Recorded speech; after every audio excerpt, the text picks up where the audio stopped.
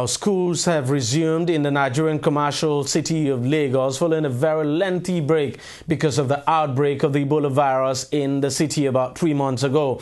The virus has now been contained in Nigeria, but the students are resuming to a new reality. TV360's Thelma Okoro reports. After an unusually long holiday, it's back to school for these students and their teachers. But their morning routine will no longer be the same again. When the students went on holiday back in July, this was not part of their routine, but it is now because of Ebola. It is true that Ebola has been contained in Nigeria, but authorities here are not taking chances.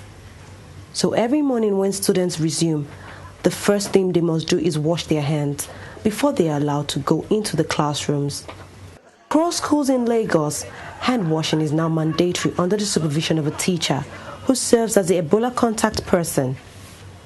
Every school now has its own Ebola contact person who has been given the necessary training.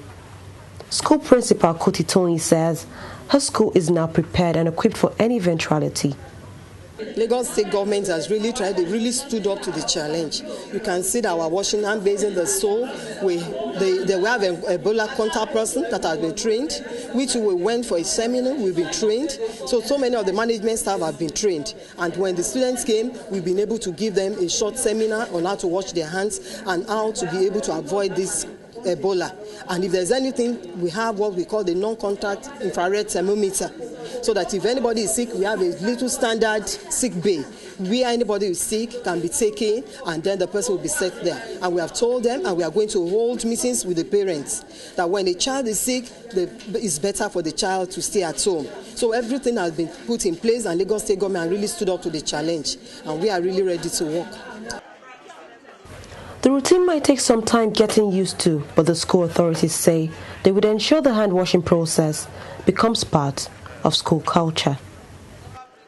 Thelma Okoro, TV360, Lagos.